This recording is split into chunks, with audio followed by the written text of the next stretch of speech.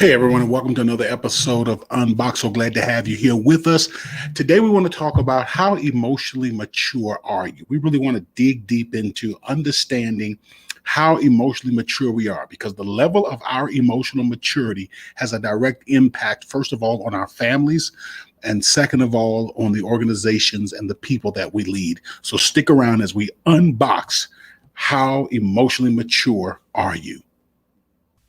I'm Dr. Robert Davis, family life educator and relationship coach, and welcome to Unboxed, a frank and straightforward conversation about relationships. We're going to talk about family, church, workplace, and all other types of relationships. Join me for the next few moments as we unbox the power and potential of relationships and help you to live your best life. All right, everyone, welcome to Unbox again. Please make sure that you like, subscribe, and share. That's right, like, subscribe, and share. So we talked about the 5 attributes of an authentic leader. The first one is authentic leaders are goal directed.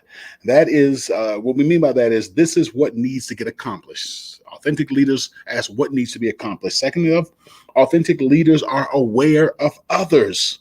This is who I am responsible to. Authentic leaders are focused on self. In other words, this is what I am responsible for. Authentic leaders, number 4, are self-differentiated. In other words, this is who I am. And then authentic leaders are principle-oriented. This is what I believe. I want us to focus in today on principle or attribute number 4. Authentic leaders are self-differentiated. This is who I am. Let me tell you right now why this is so important. It is so important because I am extremely emotionally immature. I've been that way my entire life. Very, very emotionally immature. And the fact that I am emotionally immature, and I'm chuckling as I say it, but I'm serious as a heart attack. The fact that I am emotionally immature and have struggled with emotional immaturity for so many years is actually what makes me so good at coaching and facilitating support groups. I'm on the same journey as the leaders that I'm working with. So the leaders that I'm working with, I'm walking right beside them because I'm going through this exact same thing. Now, let me share with you how emotional immaturity begins, or emotional maturity for that way. By simply spending time together, just by being in proximity with each other, people become important to each other, forming an emotional unit. So by spending time together, we become important to each other and we ultimately form an emotional unit. They are a unit in that what affects one affects them all to some degree.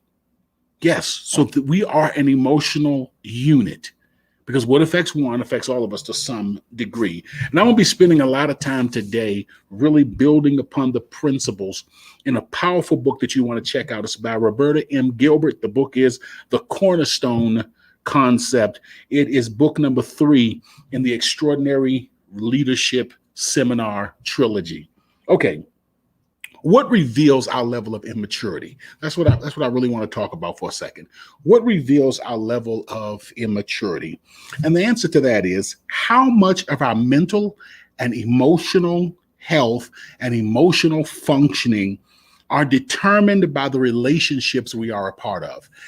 That's the best way to answer that question. How much of my mental health and my emotional functioning is determined by the relationships that I am a part of? Our level of ability to be in relationships without being controlled by relationships, to be in relationships but not controlled by the relationships, is actually written onto our emotional computers, starting in our very DNA. And then it continues to be written throughout our lives based on where we go to school, who our family is, various circumstances and situations that are going on within our family at the time of our birth and during the time of our maturation. You know, these things have a profound impact on how we view, understand, and function in relationship. Many people have no clue who they are. I'm just going to be honest with you. And one of the places you can really see this is on social media. Many people have no clue who they are. They have not done the hard work or are not doing the hard work of defining a self. And what do we mean by defining a self? This is who I am. Well, another way of saying it is being differentiated. But defining a self, really knowing who they are, the me that makes me me. The authentic me, the real me, not the me that shows up at work and functions in a way to keep my job, or the me that adjusts in order to keep harmony and peace. But when you pull away all of the facade and you pull away all of the exterior, who is the real me that's deep down inside of that? You know, one of the things that I think about in this context, and we'll talk about this later on, and that is, you know, who would I be apart from where I was born? You know, the fact that I like go-go music, which is a subset, a very distinct subset of the R&B hip hop culture. You know, the fact that I love go-go music is because I'm from DC. You know, had I been born in Chicago, probably wouldn't like go-go music. You know, the fact that I like certain foods, you know, salt, pepper, ketchup, and mumbo sauce, you know, all of that. It's simply because of where I was born and raised, because of the community that I came from. And so one of the big questions that have to be asked is, when you strip away all of that stuff, what is the real me? Not the cultural me, not the theological me, but the real internal me. And I'm going to talk more about how we develop that within ourselves. So, many people have no clue, as I said before, actually who they are. They don't do the hard work, or are not doing the hard work of defining themselves. So they change based on the environment or relationship that they're in. Almost like chameleons. They change based on the environment or the relationship they're in. Because they are not emotionally mature, they allow others to control their emotional reactions. They allow others to have a lot of control of them. When a person, becomes sad, angry, frustrated, annoyed, worried, etc., just because somebody walks in the room, somebody who they have, a difficult relationship with, walks in the room or calls their phone or interacts with them, that literally shows a high level of immaturity, that someone else can control your emotional reactions. Many people don't know who they are. And because they have not defined a self, they allow others to set their life agenda. Because they are emotionally immature, much of their lives is reactive to situations rather than being proactive based on a set of guiding principles. And I'm going to stop there today. I'm making that little note right here. This is where I stopped. And I want to stop there because one of the things, as I told you, I am the king of immaturity. And one of the things that I realized was how that immaturity showed up in the way that I led as a pastor and the way that I interacted with the denominational hierarchy. And I want to say this very clearly. Any struggles that I had in pastoring, especially allowing the conference to move me and my family to places that were not conducive for my children's education, allowing myself to take on responsibilities that were not in my job description, going, far beyond, quote unquote, the call of duty to the sacrifice of my children, had nothing to do with the Seventh-day Adventist Church.